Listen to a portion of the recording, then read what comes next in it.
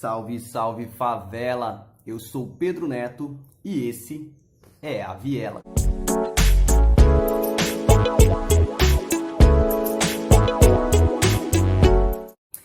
Galera, hoje eu vou falar do capítulo 4 e 5 e eu já vou falando que esse livro é muito pesado, porque conta a visão a partir a partir da visão de um pedófilo. E as descrições que ele faz nesse capítulo 4 e 5 é muito pesada. E eu fico pensando assim, se fosse na quebrada, esse maluco já teria sido passado, saca? Porque é que nem a música do Nocivo Chomon. Eu vou deixar aí na descrição para vocês ouvirem, tá? Nocivo Chomon, Jack. E sem mais, eu vou começar, tá? No capítulo 4, ele começa a se questionar, pensando que aquele momento ali da praia e anterior que ele teve com a Annabelle fez com que ele tivesse esse interesse por meninas tão jovens, tá? E ele acredita e afirma novamente que a primeira Lolita dele foi a Annabelle. Ele diz que talvez pode ter sido a partir da morte de Annabelle que fez com que ele criasse esse bloqueio, né? Porque ele não conseguiu consumar o ato, né? O que ele queria tanto ter com ela, né? Ele diz que depois daquele episódio na praia, ele ainda teve um último encontro com Annabelle. Eu achei muito picante. Eu não vou descrever aqui o que rolou, mas só digo que eles foram interrompidos novamente pelos pais de Annabelle. O capítulo 4, ele encerra falando que após 24 anos, o encanto que ele tinha por Annabelle foi quebrado após ele conhecer a Lolita. O quinto capítulo, ele começa falando que as memórias da juventude dele já estão indo embora. E ele diz que quando ele esteve estudando em Londres e Paris, para satisfazer os desejos sexuais dele, ele procurava profissionais, tá? Ele procurava profissionais para poder saciar a vontade dele, tá?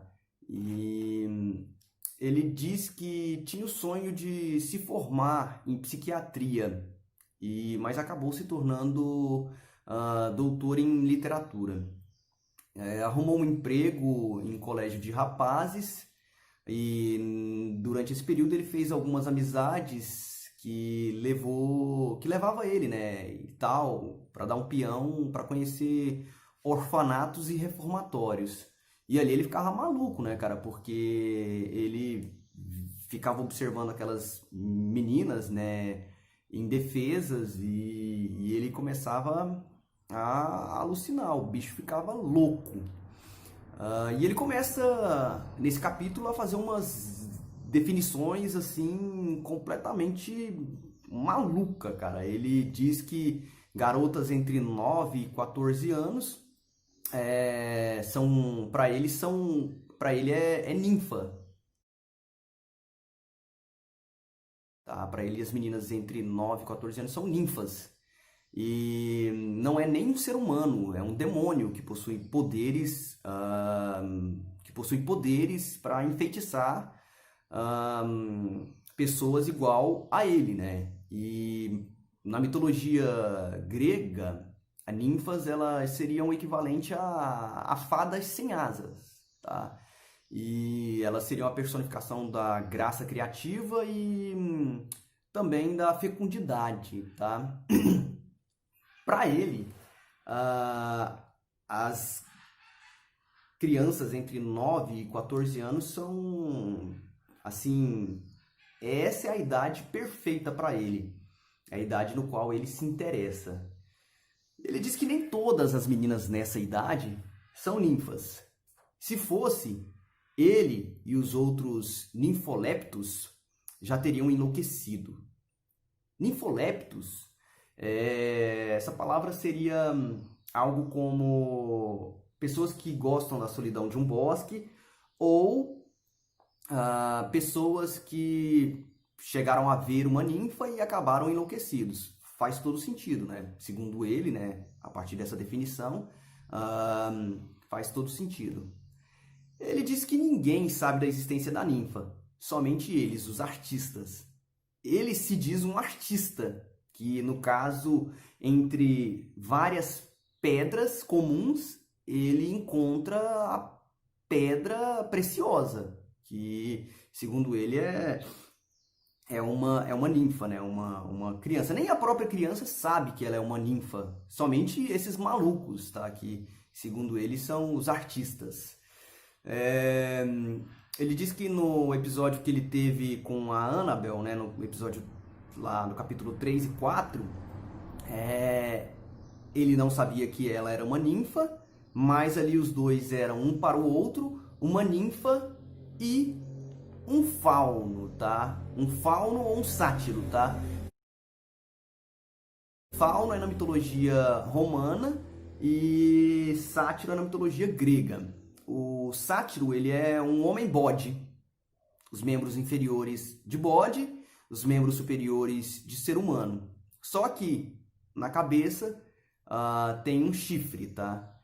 E ele fala que acha completamente uma hipocrisia uma sociedade na qual permite o cortejo de uma garota de 16 anos, mas não uma de 12, tá? É safado! Ele queria, tipo assim, na cabeça dele, ele poderia flertar com uma menina de 12 anos.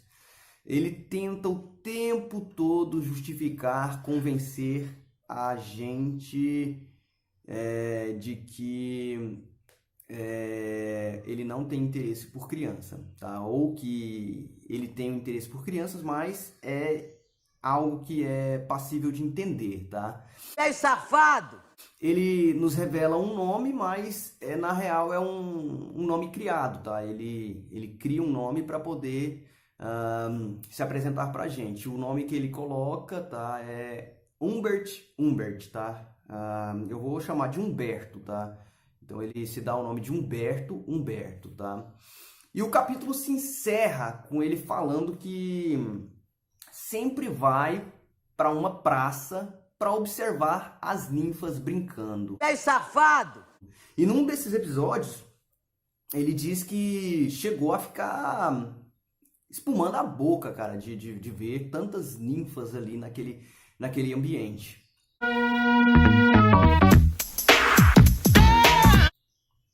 Gente, eu acho que a gente agora deve fazer uma pausa para a gente poder pensar a questão da pedofilia, né? E assim, as estatísticas. A cada 1 hora, 3 crianças ou adolescentes são vítimas de abuso sexual.